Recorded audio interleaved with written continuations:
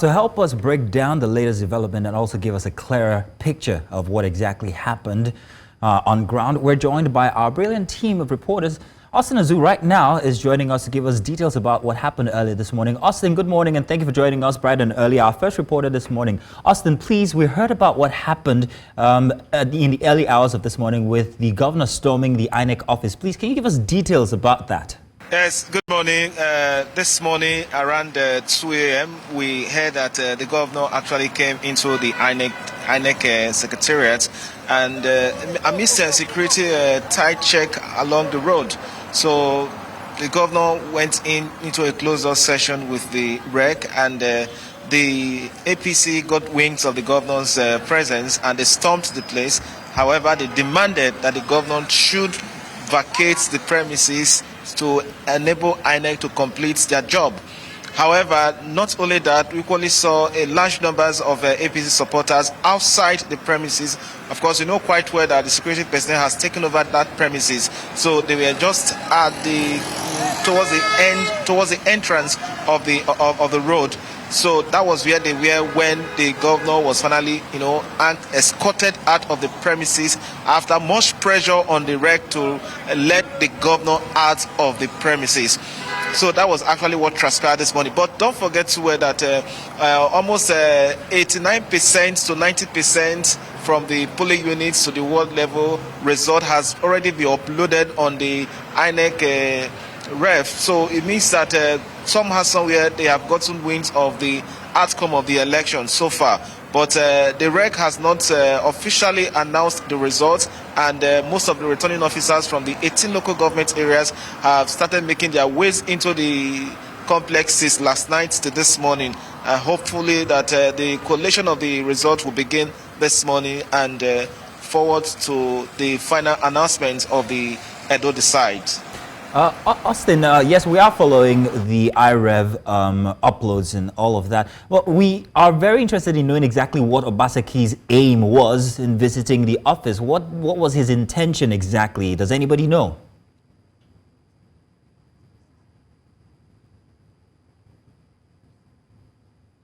Well, details of his visit was not made known to journalists, but don't forget to that this is the one after the election. So, and of course, you know quite well that politicians will always take advantage of whatever that is happening within the political space. So that was practically what really happened.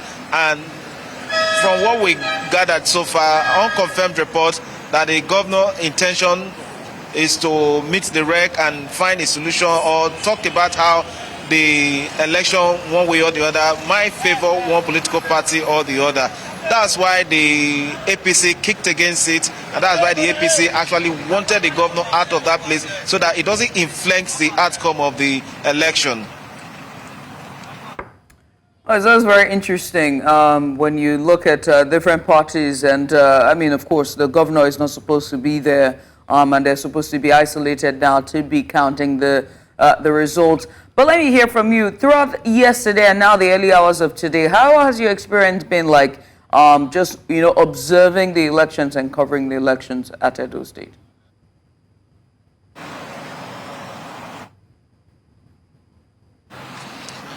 Yes, since 2 days ago that we came into the States, the atmosphere has quite changed.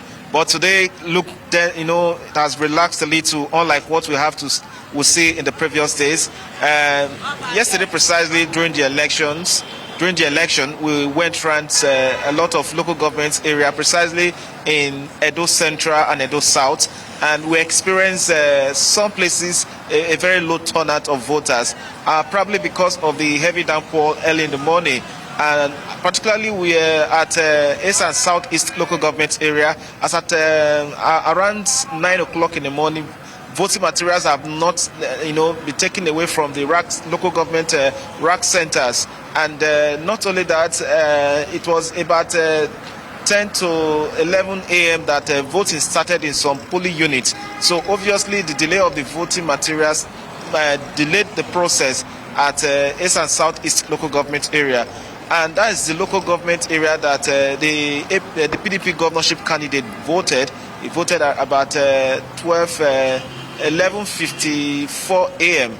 And before that, we saw a large numbers within his own polling unit. He voted at Ward 1, Unit 3 at Ewohimi. We saw a large numbers in that polling unit. We went further to another polling unit. Of course, is within the governorship candidate kindred within those areas. So they all came out and they actually defied the rain for them to exercise their franchise.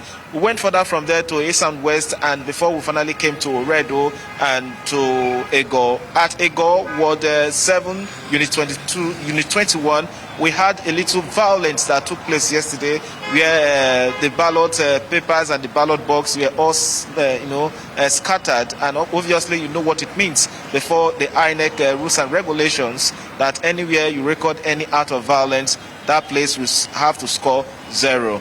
By and large, the election was quite relatively adjudged peaceful across the 18 local government area. But whether it was transparent, whether it was free, whether it was fair, of course, we can't tell that. But we have a pocket of feelers from other parts of the states that we recorded some level of vote buying. And of course, what triggered the violence at Ward Ego, it was actually related to vote buying. And not only that, too, at the same Ward 7, at Unit 7, Unit 10 and 9 thereabout, we equally had some skirmishes of violence, which was quickly nabbed by the security agencies on board. And of course, from the cross-section of respondents who spoke to yesterday, they were quite satisfied with the outcome of the election, unlike what they used to record in the past. And you have heavily armed security personnel stationed along the roads, even not too far away from the polling unit. So obviously, the security agencies should have some, commendation for being professional for what they have done yesterday. Austine, thank you very much. Yesterday, I remember that I was with you when you brought us that information about the polling units that was involved with the vote buying. However, you also in the morning told us about the delay that it was experienced in setting out some of the officials, the INEC officials, to the riverine areas. We're very concerned about that. When did voting start at these riverine areas? When did it end? And what was it like at these locations?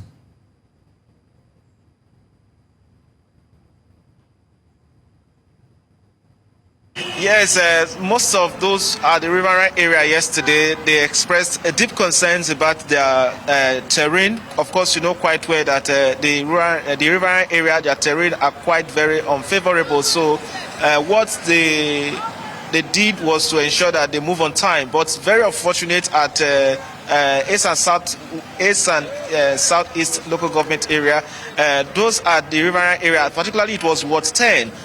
They lamented about the issue of the life jacket. It was not earlier provided, but they later got it, and before they went to that ward. Of course, we got to see most of them from the riverine area early this morning coming out to INEC office. So it means that the voting ended very late. And of course, the REC yesterday equally told journalists that areas that couldn't get voting materials on time, the voting time was extended for them to complete the exercise. So of course, they arrived very late, and their results back to the INEC State Secretariat, of course, definitely it might surely come late. All right. Well, also, I want to say thank you so much.